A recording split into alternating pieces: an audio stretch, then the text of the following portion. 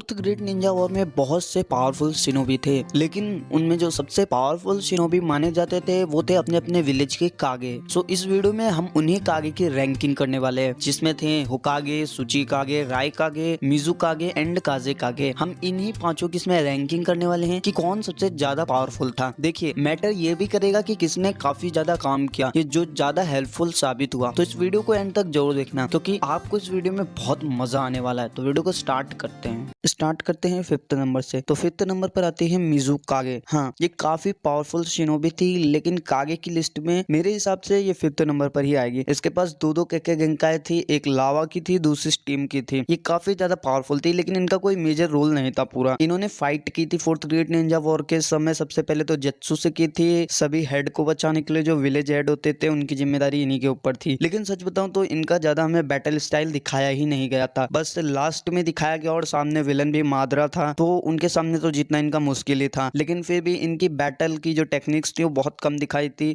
एक वक्त पे सास्के के साथ दिखाई थी, वहां पे तो काफी ही बैडस थी। लेकिन मुझे नहीं लगता ऊपर आने वाले जितने भी जो कागे हैं उनको ये हरा पाएंगी। लेकिन बात करें तो एक कागे है जिससे इनको एक्सपीरियंस बहुत ज्यादा है, और वो है गारा। एक्सपीरियंस बहुत अच्छी चीज है, लेकिन पावर भी मायने रखती है। इसी वजह से मुझे लगता है ये सबसे नीचे ही रहेंगी। फोर्थ नंबर पर बढ़ते हैं तो कोई और नहीं बल्कि काजे कागे आता है, मतलब कि गारा। देखो, गारा को फोर्थ नंबर पर रखने की एक वजह है। पूरी फोर्थ ग्रेड निंजा वॉर में जितना बड़ा रोल उसका था, शायद ही किसी कागे ने किया होगा। देखो, गारा हर बैटल फील्ड में शामिल था। सबसे पहले उनका कमांडर बना, उनको लीड किया, और साथ में ही सबसे पहले माद्रा से लड़ने के लिए वो वहां पर था।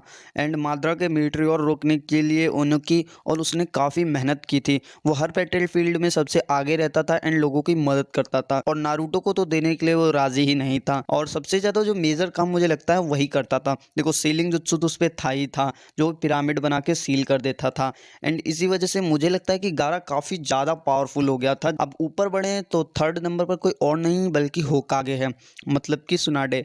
बहुत से लोग कहने वाले हैं कि ये थर्ड नंबर पर कैसे। देखो, सुनाडे में बहुत ज्यादा पावर है, लेकिन अगर हम ऊपर बढ़ते हैं ना, तो ऊपर के दो जो कागे हैं वो काफी ज्यादा पावरफुल हैं एज कम्पेयर टू सुनाडे।